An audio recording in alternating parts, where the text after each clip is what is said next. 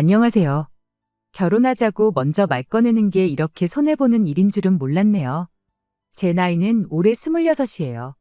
주변에서 26이 무슨 결혼이냐고 한참 즐길 나이 아니냐고들 이야기하곤 했는데 제 생각은 조금 달랐어요.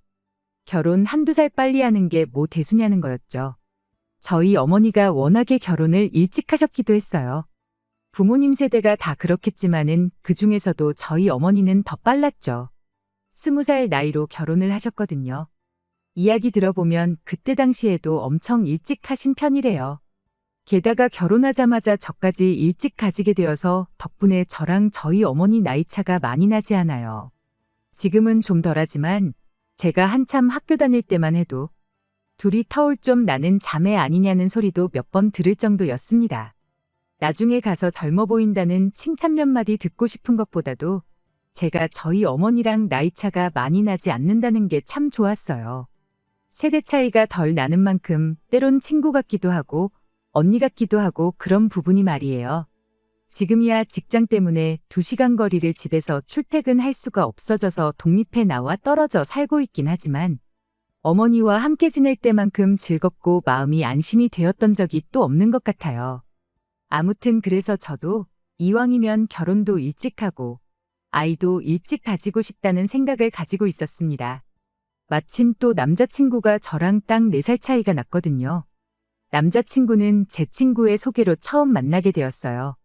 그때 그 친구가 회사에 들어간 지 얼마 지나지 않았던 시기였는데 당시 남자친구는 제 친구의 바로 위 직장 선배였어요. 친구가 저를 소개시켜준 목적도 깐깐한 사수인 남자친구한테 조금 잘 보이고 싶은 마음도 있었다네요. 아무튼 그렇게 만남이 성사되어 저희는 연애를 시작하게 되었죠.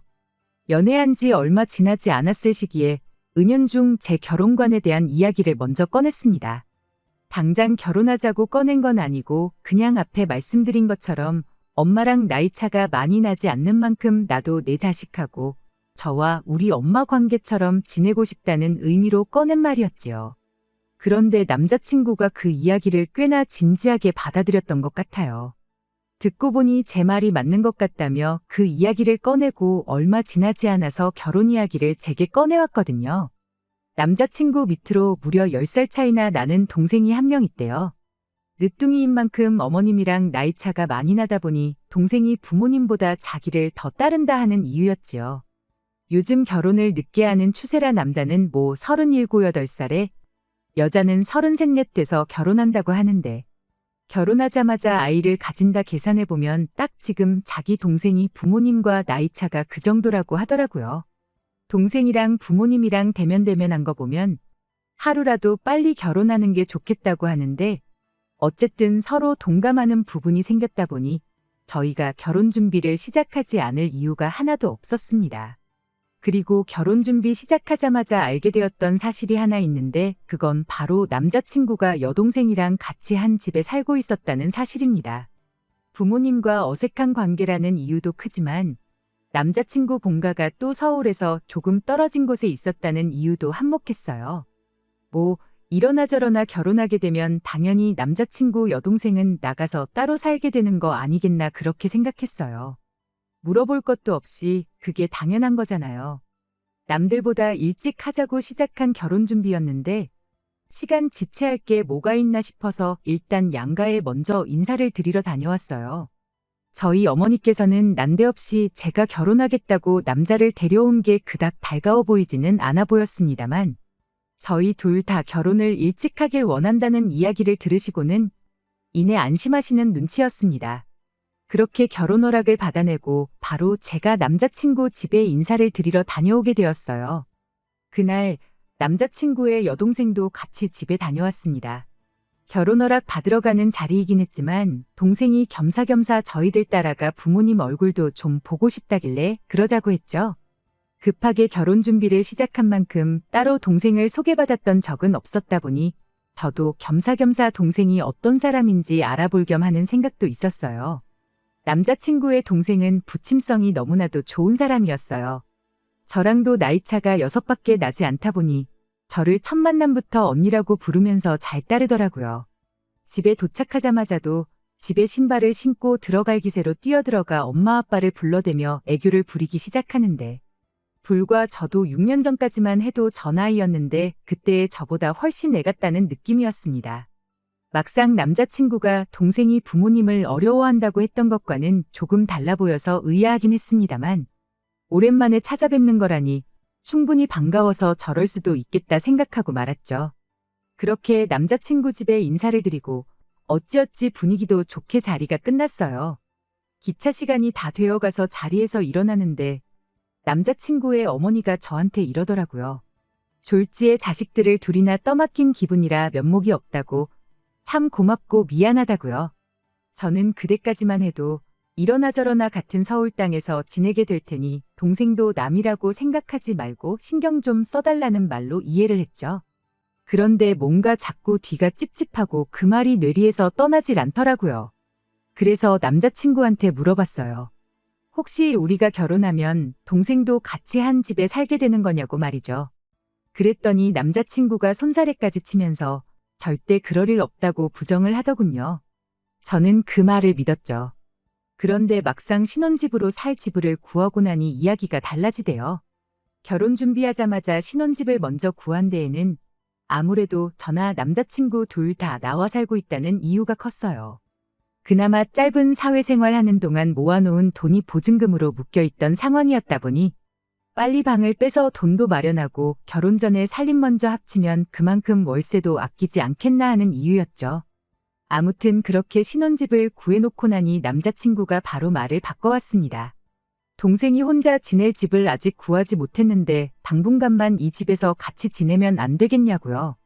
아직 결혼 준비도 다 끝나지 않은 상황이었다 보니 적어도 결혼식 올리고 나서는 방이 구해져서 나가는 쪽으로 살면 좋겠다고 그렇게 이야기를 했어요. 물론 내키지는 않았지만 당장 살 곳도 없는 20살짜리 동생을 고시원에 보낼 수도 없는 노릇이었으니까요. 그런데 참 어떻게 보면 한편으로는 그렇게 한 게 다행이다 싶습니다. 그 덕분에 남자친구의 본심과 더러운 꿍꿍이 속을 알게 된 거나 마찬가지였으니까요. 아무튼 각자 살고 있던 집 계약도 끝났겠다. 집도 새로 계약했겠다. 예정된 대로 일단 살림을 먼저 합쳤어요. 저렇게 부탁하는데 한두 달이면 못 기다릴 것도 없겠다는 생각으로 남자친구의 동생도 같이 살기 시작했지만 남자친구 동생이 암만 부침성 좋고 애교가 많다고 해도 같이 사는 건 별개의 문제였습니다. 어쨌든 저는 그러면 안 되는 건데 같이 살게 해준 게 나름 호의를 베푼 거라고 생각했거든요. 눈치 보고 식모살이를 하라는 것까진 아니었지만 적어도 자기 할 일은 자기가 스스로 해야 한다 생각했어요. 그런데 해도 너무하다는 말이 나올 만큼 정리고 뭐고 아무것도 안 하는 거예요. 잘하는 게 딱 하나 있었는데 멀쩡히 잘 치워놓은 집을 5분 내로 어질러 놓는 재주가 있더라고요. 나중 가선 그냥 제 옷도 화장품도 그냥 자기 것 마냥 쓰고 그러기까지 하는데 암만 저희 결혼식 전에 무조건 나가기로 했다지만 결혼식까지 석 달이 남은 상황이었는데 아무리 그래도 기본적인 룰은 있어야겠다 싶었어요. 어질러 놓으면 치우는 게 당연한 건데 그런 상식을 누리라고 정해놓는 것도 참 웃기다 싶었습니다. 굳이 앞으로 한가족 될 사람한테 치사하게 구는 것 같기도 해서 제 물건 쓰는 것까지도 오케이라고 했어요. 그냥 사전에 저한테 말 한마디만 해달라 했죠.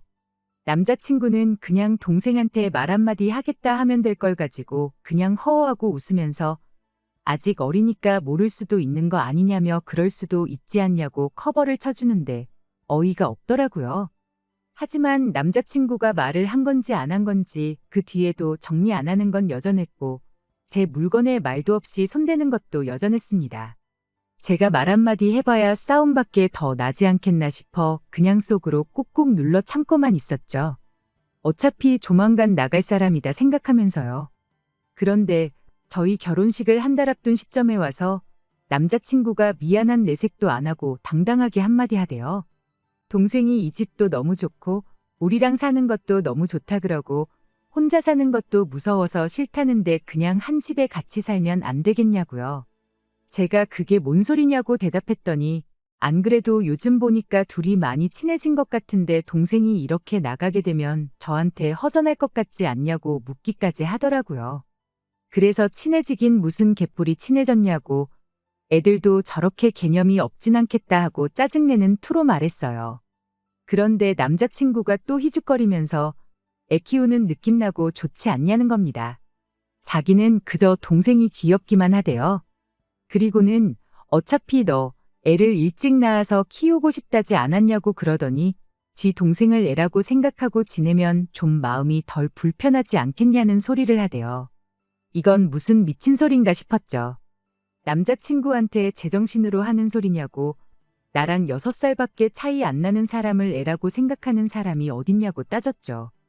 헛소리하지 말고 빨랑 방이나 구해서 내보내라고 했는데 남자친구가 저한테 왜 결혼하자고 했을 때랑 말이 다르냐고 따지는 겁니다. 내가 아이를 일찍 갖고 싶다 했지. 언제처럼는 20살 동생을 내 애로 키우고 싶다고 했냐고 100번 양보해서 내 동생이라도 사람이 졌다구면 동생 삼고 싶지도 않다고 따졌어요. 그랬더니 제가 무슨 말을 하고 있는지 딱 알겠다며 그럼 동생은 동생대로 이 집에 살게 하고 우리 아이 태어나면 아이 돌보는 것부터 시키면 어떻겠냐는 겁니다. 아이 돌보고 그러면 자기 동생도 철이 들지 않겠느니 하는 말도 안 되는 소리를 짓거리면서요. 하도 어이가 없어서 한마디 했어요. 당신 동생이 있는 한 애고 뭐고 없다고요. 결혼 안 할 거라는 소리였는데 남자친구는 그걸 말 그대로 받아들여 가지고는 뭘 그런 걱정을 하냐며 동생이 같이 산다고 뭐 애가 안 생기겠냐는 겁니다. 자기 집은 옛날에 할머니 할아버지 2분 모시고 작은아버지랑 고모 시집장가 갈 때까지 한 집에 6식구가 살았다고. 그런데도 자기가 태어나고 그 뒤에 작은아버지랑 고모는 나가 살게 되었지만 결국 동생도 가지셨다고 그러는 거 아니겠어요?